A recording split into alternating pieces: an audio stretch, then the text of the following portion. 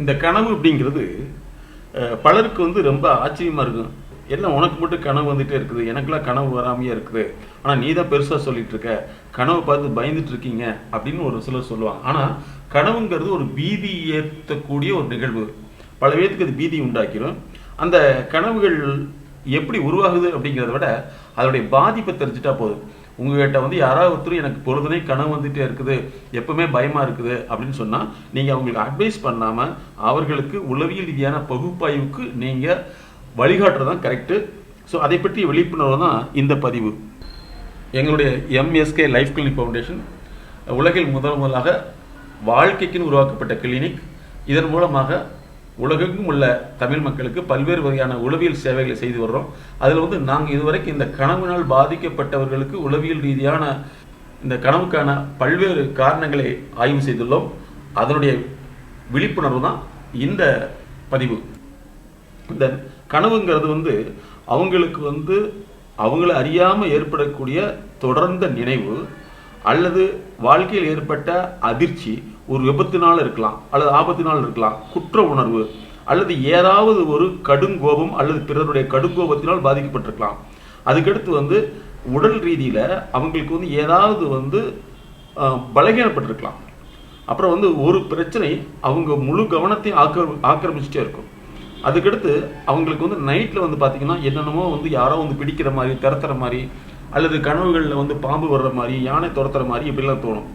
பெரும்பாலும் வந்து அவங்களுக்கு வந்து பார்த்திங்கன்னா ஏதாவது ஒரு விபத்து சார்ந்த விஷயம், அதிர்ச்சி சார்ந்த விஷயம், உறவுகள் இழப்பு அல்லது உறவு சார்ந்த ஒரு மிகப்பெரிய ஒரு இடைஞ்சல் ஏற்பட்டிருக்கு.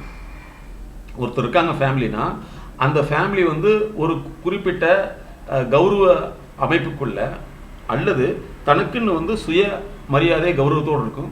அந்த குடும்பத்துக்கு ஏதாவது ஒரு இழப்பு ஏற்படுற மாதிரி இருக்குதுனாலோ அல்லது அந்த குடும்பத்தை பற்றி மற்றவங்க தப்பாக நினைப்பாங்கன்னு நினைக்கலையோ அது வந்து மனசில் மிகப்பெரிய அழுத்தத்தை உண்டாகி அது கனவாக ஃபார்ம் ஆகி அது உடலை பாதிப்பை ஏற்படுத்திடும். சிலருக்கு வந்து சில செயல்கள் மட்டும் தொடர்ந்து செஞ்சுக்கிட்டே இருப்பாங்க. இதெல்லாமே அவங்களுடைய அந்த கனவு அதிகப்படுத்திடும் அல்லது இதனால கூட கனவு வரும். இன்னும் சொல்லப்போனால் அவங்க வந்து ஏதாவது ஒரு உணர்ச்சியை வந்து தொடர்ந்து அவங்களுக்குள்ள வந்து ஒத்திகை பார்த்துட்டே இருப்பாங்க. அது ஒத்திகையாக நடந்துகிட்டே இருக்கும். அது வெளியில் மற்றவங்க சொன்னால் புரியவே புரியாது. பெரும்பாலும் இந்த கனவுங்கிறது வந்து தீர்க்க முடியாத முரண்பாடு, அதே மாதிரி மன்னிக்க முடியாத தவறு அல்லது வந்து ஏதாவது ஒரு விஷயத்தை செய்ய வேண்டிய நிர்பந்தம் இருக்கும், ஆனால் செய்ய முடியலைங்கிற ஒரு வருத்தம். அதே மாதிரி வந்து தன்னுடைய ஆர்வத்துக்கு ஏற்ப, தன்னுடைய விருப்பத்துக்கு ஏற்ப குடும்பத்தில் உள்ளவங்களும் மற்றவங்களும் இல்லை, வேலை வாய்ப்பு இல்லை, அல்ல வேலையில் அந்த மாதிரியான நிகழ்வு நடக்குது அப்படிங்கிற ஒரு அழுத்தம் வந்து அவர்களுக்கு தொடர்ந்து இருக்கையில் அது கனவாக வெளியில் வரும். அதுக்கடுத்து பார்த்தீங்கன்னா அவங்க வந்து எப்பவுமே வந்து இந்த கெட்ட கனவுன்னு சொல்லிட்டு விதவிதமான கனவுகள் வந்துடும். சிலர் கொலை பண்ணுற மாதிரி வரும், இவங்களை குறைத்திட்டு வந்து கொலை பண்ணுற மாதிரி இருக்கும், எங்கே சிக்கிட்ட மாதிரி இருக்கும். அதுக்கடுத்து காலையில் எந்திரிச்சா படபடப்பாக இருக்கும், முகம் வந்து சோர்ந்து இருக்கும். இதெல்லாம் அவங்களுக்கு நிறைய தோணும். இதை பார்த்து மற்றவங்க வந்து இது பேய் இருக்குது, பெசாத இருக்குன்னு சொல்லிடுவாங்க. இது உளவியல் ரீதியான ஒரு பாதிப்பு. ஸோ இதை அவங்ககிட்ட வந்து உடனே வந்தோடனே இதுவா அதுவான்னு கேட்டு உடனே அவங்கள அந்த பிரச்சனையை வந்து சால்வ் பண்ண முடியாது. அவர்களோடு பயணித்து தான் நாங்கள் அதை க்யூர் பண்ண முடியும். குறைஞ்ச அளவு வந்து ஒரு சிலருக்கு வந்து 3 மாதங்கள் கன்சல்டேஷன் கூட தேவைப்படும். அப்போ கனவுகள்ங்கிறது வந்து உள்மன ஆசைகளா அல்லது உள்மன பாதிப்புகளா அல்லது எண்ணங்கள் விழித்த நிலையில் வேலை செய்யுதா அப்படிங்கிற பல்வேறு உளவியல் ரீதியான அணுகுமுறையில் தான் நாங்கள் கண்டறிய முடியும். அதே மாதிரி பார்த்தீங்கன்னா சிலருக்கு வந்து மன அதிர்ச்சி இருக்கும், அவங்களுடைய உணர்ச்சிகள் வந்து பிறரால் காயப்படுத்தப்பட்டிருக்கும், அப்புறம் அடிக்கடி வெறுப்புணர்வு ஏற்பட்டிருக்கும். சில சமயத்தில் வந்து மக்கள் வந்து இவங்களை வந்து சரியான மதிப்பீடு அடிப்படையில் வந்து கவனிக்காமல் இருப்பாங்க. இப்படியெல்லாம் பல்வேறு விதமான காரணங்கள் இருக்கும். அந்த ஒற்றை காரணங்களை வந்து சொல்ல முடியாது. இது வந்து அவங்களுடைய தூக்கத்தை டிஸ்டர்ப் பண்ணும், வாழ்க்கையை டிஸ்டர்ப் பண்ணும், இயல்பு நிலை டிஸ்டர்ப் பண்ணும், உடம்புல வந்து மிகப்பெரிய நோயை கூட உருவாக்கி விடும். உடம்புல புண்ணு வந்துடும், வாயில் புண்ணு வந்துடும், இப்படி வந்துடும். ஒரு சிலருக்கு வந்து அதிகமாக டிசென்ட்ரி ஃபார்ம் ஆகும். இன்னும் சொல்லப்போனால் சிலருக்கு வந்து எல்லா ட்ரீட்மெண்ட்டு பார்த்துருப்பாங்க, ஆனால் வயிற்றில் போகிறதுன்னு சொல்லக்கூடிய அந்த டிசென்ட்ரி நிற்காது. இது கூட வந்து பார்த்தீங்கன்னா ஒரு ஆங்ஸைட்டி டிசார்டர் அப்படிங்கிற ஒரு வகையை சார்ந்தது. இரிட்டபிள் பவுல் சிண்ட்ரோம் சொல்லுவோம். சில நேரங்களில் வந்து அவங்க வெளியில் போகணும்னு நினைச்சாவே யூரின் பாஸ் ஆகும், யூரின் தொடர்ந்து வந்துகிட்டே இருக்கும். சிலருக்கு வந்து தொடர்ந்து டிசென்ட்ரி ஃபார்ம் ஆகிட்டே இருக்கும். அதுக்கடுத்து பார்த்தீங்கன்னா அவங்களுடைய நினைவில் வந்து சில விஷயங்கள் சொல்ல முடியாத அழுத்திக்கிட்டே இருக்கும். இதெல்லாம் வந்து அவங்க கேள்விக்கு எனக்கு கேட்குற மாதிரி அல்லது கேள்வி கேட்குற மாதிரி நாங்கள் பதில் சொல்ல முடியாது. அவர்கள் வந்து இந்த ஒவ்வொரு விஷயத்துக்கான பல்வேறு மூலக்காரணங்களை டேட்டா அனலிஸ் மாதிரி அவங்களுடைய நினைவு சார்ந்து, அவங்களுடைய பிரச்சனை சார்ந்து, அவங்களுடைய சிக்கல் சார்ந்து பல்வேறு ஆய்வுகளை நடத்தி அதன் மூலமாக தான் கண்டிருந்து மாற்ற முடியும். ஸோ இது வந்து யாராவது வந்து கனவு வந்துருச்சுன்னு சொன்னால் அவங்க மேலே நீங்கள் கோவப்படாமல் அவங்கள வந்து இப்படிலாம் உனக்கு மட்டும்தான் வருது எனக்கெல்லாம் வர மாட்டேங்குது அப்படின்னு சொல்லி அவர்களுடைய பிரச்சனையை குறைவாக மதிப்பிட்டு அவர்களை காயப்படுத்த வேண்டாம் என்ற விழிப்புணர்வோடு இந்த பதிவை பாருங்கள். இது விழிப்புணர்வு பதிவு. இது வந்து விளக்கம் தான். இதுக்கு தனிப்பட்ட முறையில் வந்து கன்சல்டேஷன் எடுத்து தான் அந்த நிலையிலிருந்து மாற்ற முடியும். இந்த கனவு நிலை அதிகமாகிடுச்சுன்னா அவங்களுக்கு தூக்கமின்மை அப்படிங்கிற விஷயத்தை தாண்டி எதுலேயுமே ஆர்வம் இல்லாமல் வந்துடும். அவங்க வந்து வெறுப்பு நிலையில் வந்துடுவாங்க. இந்த விபத்துக்களோ அல்லது வந்து ஆபத்துக்களோ ஏற்படையில் வந்து அதிர்ச்சி ஏற்பட்டுரும். இது வந்து ட்ரூமான்னு சொல்லுவோம். இந்த அதிர்ச்சி ஏற்பட்டுச்சுன்னா நம்மளுடைய உடலுக்கு தாண்டி மனசுக்குள்ள அதனுடைய பதிவு அல்லது அதனுடைய அதிர்ச்சி வந்து இருந்துக்கிட்டே இருக்கும். அது வந்து என்னென்னா நம்ம அறியாமையே வந்து இரவு படுக்கிறப்போ வந்து அந்த நினைவுகள் ஓடிக்கிட்டே இருக்கும். நினைவு சுழற்சியாகவே இருக்கும். அது என்ன ஆகுதுன்னா நமக்கு நைட்டு படுக்கிறப்போ வந்து அந்த நினைவு வந்து கனவு மாதிரி தோணும். அந்த கனவு வந்து காட்சியாக தெரியும். காலையில் எந்திரிச்சோம்னா நமக்கு தூங்கின மாதிரியே இருக்காது, இப்படி இருக்கும். ஒரு தடவை டப்புன்னு தூக்கத்துலேருந்து முழிச்சு எந்திரிச்சிட்டோம்னா தூக்கமே வராது, அப்படியே நின்றுட்டுருக்கும். அதுக்கப்புறம் நம்ம முழிச்சு பார்த்து பிறண்டு படுத்து அதுக்கப்புறம் வந்து நம்ம தூங்குவோம். இது வந்து கனவு சார்ந்த பீதின்னு சொல்லுவோம். பேனிக் ஆஃப் ட்ரீம் பேனிக்னு சொல்லுவோம்.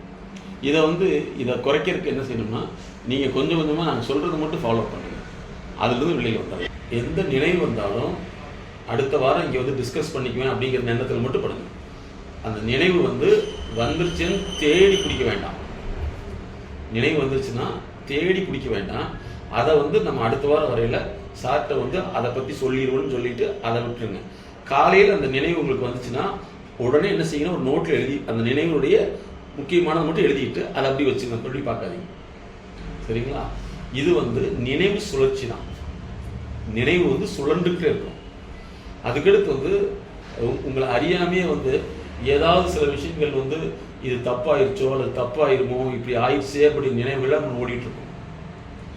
நம்ம ஏதாவது நமக்கு ஒரு தவறு நடந்துருமோ அல்லது நடந்துருச்சே அல்லது நடக்க அடுத்தது நடந்துருமோங்கிற ஒரு எச்சரிக்கை உணர்வு நிறைய வரும். அது நமக்கே தெரியாது, அது நினைவாக தான் இருக்கும். அதாவது நம்மளுடைய பேசுகிற வார்த்தைகள் வந்து நமக்கு தெரியும், நம்மளுடைய நினைவு வந்து நமக்கு பலருக்கு தெரியாது. நம்ம அறியாமையே உள்ள ஓடிட்டு இருக்கோம். நினைவு மனம்ங்கிறது நமக்கு நினைக்கிறது நமக்கு தெரியும். ஆனால் நீண்ட நிறைய பிரச்சனைகளோ நிறைய வந்து நம்மளுடைய வாழ்க்கையில் ஏற்பட்ட அந்த பாதிப்போ அல்லது வந்து ஏதோ ஒரு விஷயங்கள் நமக்கு தெரியாது. அது உள்ளுக்குள்ளே ஓடிக்கிட்டே இருக்கும். அந்த ஓடிட்டு இருக்கிற உணர்வுகள் தான் இரவுல கனவாக வரும். அதாவது சாதாரணமாக வந்து உட்கார்ந்துருக்கிறதே வந்து நமக்கு தூங்குற மாதிரி இருக்கும், ஆனால் அந்த கனவு ஓடும். ஒரு குறிப்பிட்ட வயதுக்கு பின்னாடி நினைவுகள் வந்து கனவாக மாறும், கனவு வந்து நினைவாக மாறும். அதாவது நம்மளுடைய மனசுங்கிறது நாங்கள் என்ன சொல்கிறோம்னா ஒரு கம்ப்யூட்டர் மாதிரி டேட்டான்னு சொல்லுவோம். அன்றாட நடக்கக்கூடிய நிகழ்வுகள் எல்லாமே வந்து ஒரு குறிப்பிட்ட வயதுக்கு பின்னாடி உள்ள இருந்து நம்மள்கிட்ட வேலை செய்யும். டிபோசிஷன் சொல்லுவோம். அந்த டேட்டான்னு சொல்லக்கூடிய விஷயங்கள் வந்து நமக்கு நல்லதாக இருந்தாலோ கெட்டதாக இருந்தாலோ அது நமக்கு தெரியாமல் வந்து நினைவு அழுத்தத்தை ஏற்படுத்தும். அந்த நினைவு அழுத்தம் தான் நம்மளை என்ன செய்யணும்னா ஒன்று உடல் ரீதியான பாதிப்பு ஏற்படுத்தும், இல்லைன்னா வந்து நடத்தை ரீதியான வந்து ஒரு குழப்பத்தை ஏற்படுத்தும். ஒரு சிலருக்கு வந்து தூக்கம் வந்து டிஸ்டர்பன்ஸ் ஆகும். தூக்கம்ங்கிறத நாங்கள் என்ன பண்ணுறோம்னா கனவுனால் வரக்கூடிய பயத்தில் வந்து தூக்கம் வந்து ஒரு சிலருக்கு டீப்ரைவேஷன் சொல்லுவோம். தூக்கமே வராது, இது ஸ்லீப் டீப்ரைவேஷன், தூக்கம் இழப்பு நோயின்னு சொல்லுவோம். இன்னும் ஒரு சிலருக்கு வந்து ஸ்லீப் டிஸ்டர்பன்ஸ், தூக்கத்தில் வந்து டிஸ்டர்ப் ஆகிட்டே இருப்பாங்க.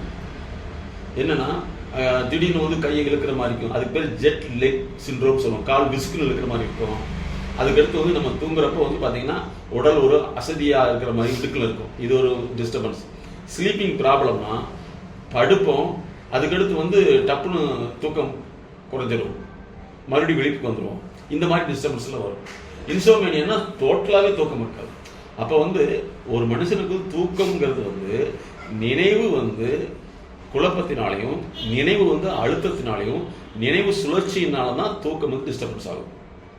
அதனால தான் நாங்கள் என்ன சொல்கிறோம்னா இந்த தூக்கம் இழப்பு நோய் அல்லது தூக்கம் வந்து ஆழ்ந்த தூக்கம் சவுண்ட் ஸ்லீப்பிங் சொல்லக்கூடிய அந்த தூக்கம் இல்லாதனால தான் சிலருக்கு வந்து ஸ்லீப் பேரலைசஸ்ன்னு சொல்லுவோம்.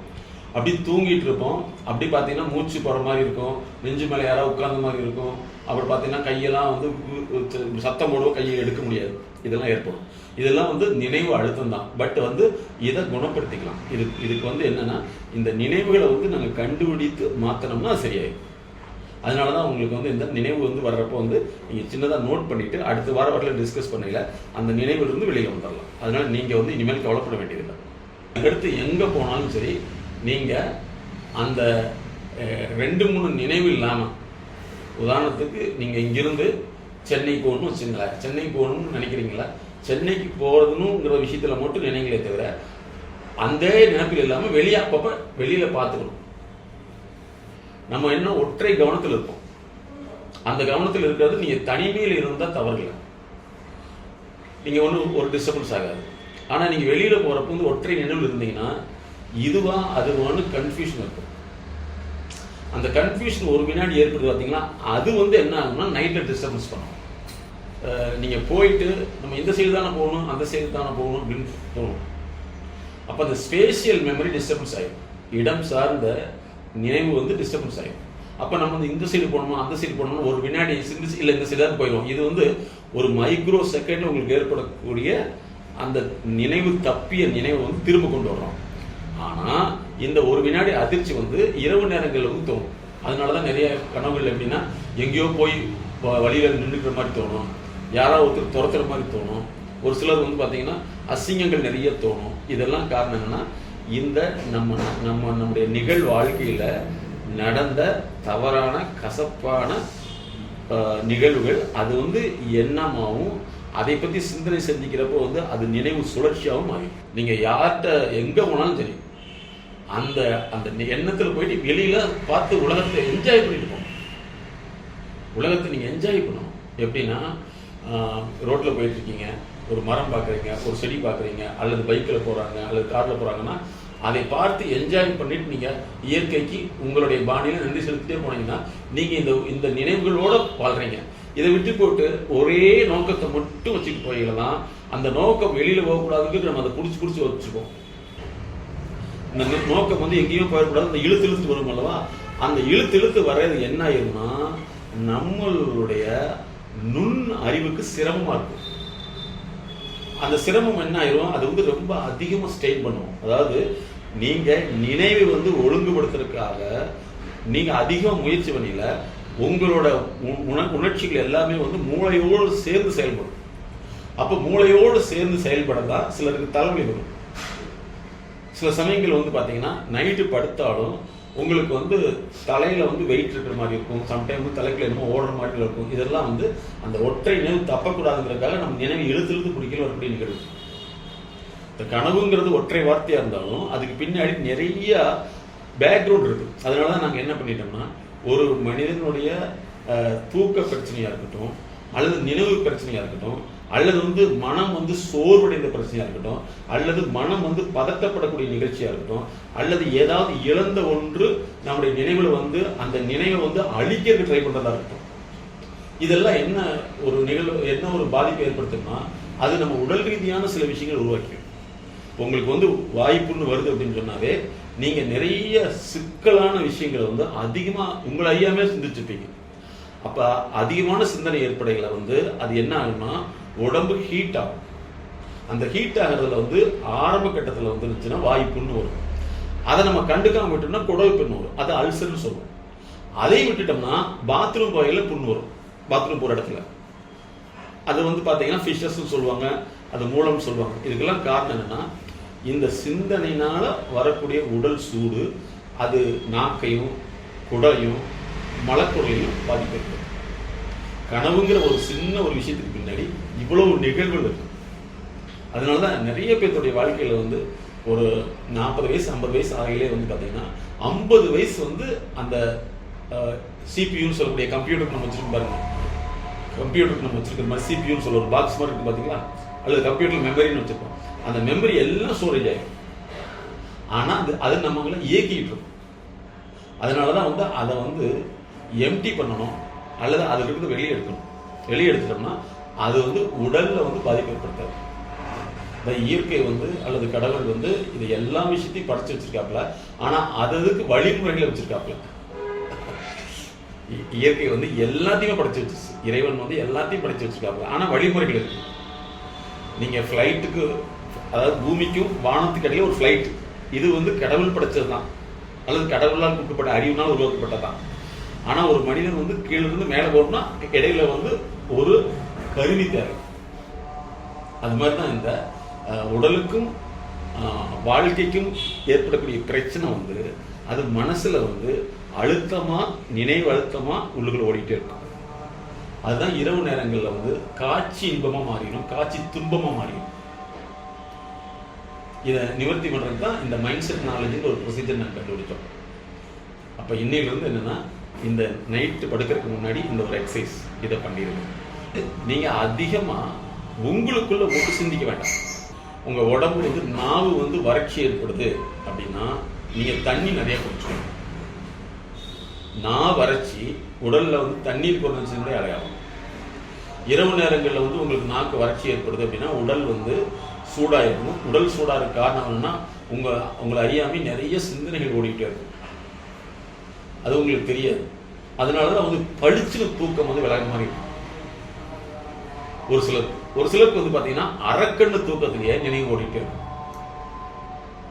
நம்ம எங்கேயோ போற மாதிரி இருக்கு, எங்கேயோ வர்ற மாதிரி இருக்கும். பாத்தீங்கன்னா தொடர்ந்து ஒரு சிலருக்குலாம் வந்து நாங்க பார்த்திருக்கோம், கனவு வந்து 2 மணி நேரம் 3 மணி நேரம் இல்லை, விடி ஓடிட்டே இருக்கும். ஆயிரக்கணக்கான கனவுகள் ஓடும். அதை நம்ம வந்து கண்டுபிடிக்க முடியாது. ஆனா காலையில் எழுந்தா கண்ணெல்லாம் எரியும், தூங்குற மாதிரியே இருக்காது. அதாவது உடம்பு சூடாயிருக்கும். காலையில் இருந்துச்சா ஒண்ணுமே தெரியாது. நம்ம வந்து இவ்வளவு தூரம் இருக்கு, கண்ணெல்லாம் சிலருக்கு பொங்கன மாதிரி இருக்கும். ஒரு சிலருக்கு வந்து பாத்தீங்கன்னா ஃப்ரெஷ்ஷா இருக்கிற மாதிரி இருக்கும். அதாவது தூங்கிட்டு இருப்பாங்க, வீட்டில் நடக்கூடிய எல்லாமே வந்து இவங்களுக்கு கண்ணுக்கு தெரியும், மனசுக்கு தெரியும். அவங்க என்னமோ செய்யற மாதிரி இருக்கும், இப்போ எங்கேயோ போன மாதிரி இருக்கும், வந்துட்டு இருப்பாங்க, அவங்க சமையல் பண்றாங்க தெரியும், அல்லது வந்து ஏதோ வேலை செய்யலாம் தெரியும். இது எல்லாமே நம்ம தூக்கத்திலேயே நம்மளுடைய உணர்வோம். ஆனா நினைவுக்கு வராது. காலையில் எந்திரிச்சோம்னா தூங்குன மாதிரி இருக்காது. ஆக்சுவலா வந்து வாழ்க்கையில் ஏற்படக்கூடிய பல்வேறு நிகழ்ச்சியுடைய அழுத்தம் தான். அது குடும்ப அழுத்தமா இருக்கலாம், நட்பு அழுத்தமா இருக்கலாம், உறவு சார்ந்த அழுத்தமா இருக்கலாம், கலாச்சார அழுத்தமா இருக்கலாம், குழந்தைகளுடைய அழுத்தமா இருக்கலாம், பொருளாதார அழுத்தமா இருக்கலாம், சமூக அழுத்தமா இருக்கலாம். இதுதான் வந்து ரத்த அழுத்தத்தை அதிகப்படுத்துறது. அந்த ரத்த அழுத்தம் வந்து அதிகமாக இருக்க காரணம் வந்து உடல் தவிர வாழ்க்கையை சார்ந்த விஷயம் தான். அதனாலதான் நாங்கள் அடிக்கடி சொல்றது, ஒரு மனிதனுக்கு ஹார்ட் அட்டாக் கிடையவே கிடையாது. வாழ்க்கையில ஏற்படக்கூடிய அழுத்தங்கள் தான் இதய ஓட்டத்தை அதிகப்படுத்திடும், அல்லது இதய ஓட்டத்தை குறைச்சிடும், அல்லது உடம்புல வந்து அதிகமா வந்து திடீர்னு எதிர்பாராத இழப்புகளோ எதிர்ப்புகளோ ஏற்படையில கெமிக்கல் சேஞ்ச் ஏற்படுச்சுன்னா அது ரத்த குழாயை அடைச்சிடும். ஏன்னா இன்னைக்கு வந்து பாத்தீங்கன்னா எக்ஸசைஸ் பண்றவங்களுக்கு ஹார்ட் அட்டாக் வருது, மட்டனே சாப்பிடாதவங்களுக்கு ஹார்ட் அட்டாக் வருது. அப்ப எப்படி வருது அப்படின்னா வாழ்க்கை சார்ந்த அழுத்தம் சொல்றோம். அந்த அழுத்தங்கள் வந்து நம்ம சரி பார்த்துடலாம் அப்படின்னு நினைச்சுக்கோம். ஆனா உடம்பு இப்படி எடுத்துக்காது, மனசு இப்படி எடுத்துக்காது, அது வேலையை செய்யும். ஒரு கம்ப்யூட்டருக்குள்ள வந்து ஒரு ஆன்டி வைரஸ் உள்ள போயிடுச்சுன்னா அது மறைஞ்சிருந்து வேலை செய்யும். ஆனா நமக்கு தெரியாது. அதை கண்டுபிடிக்கிறதுக்கு தான் வந்து இந்த மைண்ட் செட் நாலேஜ் தெரப்பின்னு நாங்கள் கண்டுபிடிச்சோம். ஒவ்வொரு மனுஷனையும் வந்து 3 மாதத்துக்கு உளவியல் ரீதியில, வாழ்வியல் ரீதியில ஆய்வுக்கு உட்படுத்தணுங்கிறோம். அதுக்கு தான் நாங்கள் இந்த லேர்னிங் லேபு, மைண்ட் லேப்னே கொண்டு வந்தோம். 3 மாசத்துக்கு ஒருக்கா நம்ம அறியாமையே வந்து பல்வேறு சிக்கல்கள் நம்ம மறந்துடலாம். ஆனா மனசு மறக்காது. மனசு வந்து எப்பவுமே வந்து அது ஒரு சாஃப்ட் பாக்ஸ், சாஃப்ட்வேர் மாதிரி உள்ளுக்குள்ள எல்லா விஷயத்தையும் உள்ள போட்டே இருக்கும். சந்தர்ப்ப சூழ்நிலை வரையில் அது இணைஞ்சு ஒரு வேலை செய்யும்.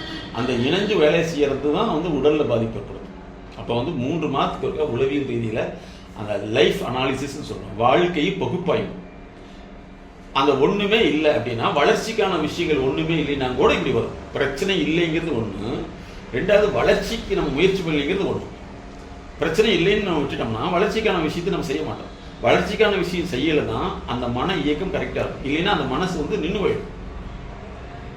தண்ணியே தேவையில்லை அப்படின்னு சொல்லி நீங்க மோட்டர் ரொம்ப நாளைக்கு போடாம இருந்தீங்கன்னா மோட்டர் ரிப்பேர் ஆகிடும். அப்போ வந்து மனிதனுடைய இயக்கம் வந்து எப்படி உடல் கைகால் இயங்குதோ அதுக்கு வந்து பிசியோதெரப்பின்னு சொல்றோம், உடல் இயக்க சிகிச்சை.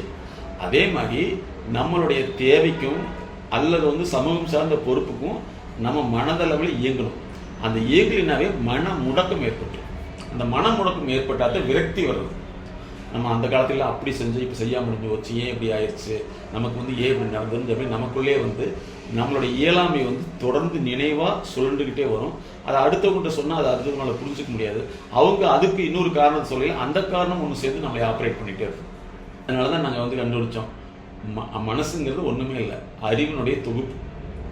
நம்ம கண்டது, கேட்டது அல்லது கெட்டது, பார்த்தது, பாதிச்சது, இது எல்லாமே வந்து எங்கேயுமே போகாது, உள்ள பதிவாயிட்டே இருக்கும். அதுதான் டேட்டா சயின்ஸ். அது வந்து ஒன்று சேர்ந்து ஒன்றை இயக்க ஆரம்பிச்சிடும். அந்த இயக்கத்தான் நமக்கு நோயாகவும் மாறுறது, அல்லது அதிர்ச்சியாகவும் மாறுறது, அல்லது வந்து படபடப்பாக மாறுறது, தூக்கமின்மையாக மாறுறது, கனவாக மாறுறது, ரத்த அழுத்தத்தை உண்டாக்கக்கூடிய நோயாக மாறுறதுக்கு இதுதான் காரணம். நம்ம அடுத்த வேலையில் செய்கிறப்பும் கூட இந்த நினைவிலே இருக்கலைன்னா இது என்ன ஆகும்னா, இந்த வேலைக்கும் நினைவுக்கு இடையில வந்து ஒரு முரண்பாடு வரும் அல்லது அழுத்தம் வரும். அப்போ அந்த அழுத்தம் தான் நம்மளுடைய தூக்கத்தை டிஸ்டர்ப் பண்ணக்கூடிய கனவா மாறிடும். இந்த உங்களுடைய நினைவுகள் வந்து இழுத்து பிடிக்க வேண்டிய அவசியமே இல்லை. இழுத்து பிடிக்கல தான் ரெண்டு வேலை நடக்கும். ஒன்று, செய்ய வேண்டிய வேலையினுடைய தேவை, இந்த நினைவு வெளியில போகுது அப்படிங்கிற கவலையும் அச்சமும் பயமும், ரெண்டையும் இடுக்கையில தான் அது நமக்குள்ள வந்து சுழற்சியாகவும் அல்லது பீதியாகவும் அல்லது பயமாகவும் அல்லது வேதனையாகவும் அல்லது கவலையாகவும் அல்லது முரண்பாடாகவும் அல்லது வந்து அந்த கவனம் வந்து வெளியில போயிருந்தே என்ன காரணம் தெரியலையே, நம்ம ஏதோ தவறு செஞ்சுட்டோங்கிற குற்ற உணர்வாகவும் மாறிடும். கனவுகளை வந்து ஏன் வெளியில சொல்லக்கூடாதுன்னு சொல்றோம் அப்படின்னு சொன்னா, அந்த கனவுகளை வந்து நீங்க சொல்லிட்டு மறந்துடுவீங்க, கேட்கறவங்க மறக்க மாட்டாங்க. ஏதோ ஒரு நிகழ்ச்சி நடக்கல, அன்னைக்கே இந்த கனவு சொன்னீங்கல்ல, அதனாலதான் இது நடந்ததுன்னு சொல்லிட்டு மறுபடியும் வந்து நம்மளுடைய நினைவை தூண்டி விட்டுருவாங்க. அதனாலதான் வந்து கனவுகளை வந்து சம்பந்தப்பட்ட குடும்ப நபர்கிட்ட சொல்லக்கூடாதுன்னு அந்த காலத்துல சொல்லியிருக்காங்க. இப்போ நீங்க ஒரு உளவியல் ரீதியில எங்ககிட்ட சொல்றது வந்து என்னன்னா, அது கனவினுடைய தன்மை, அது எவ்வளவு பாதிப்புன்னு நாங்க தெரிஞ்சுக்கோம். மற்றவங்களுக்கு வந்து வேறொரு வாழ்க்கை நிகழ்வோட தொடர்பு எடுத்து உங்ககிட்ட சொல்ல ஆரம்பிச்சுவாங்க.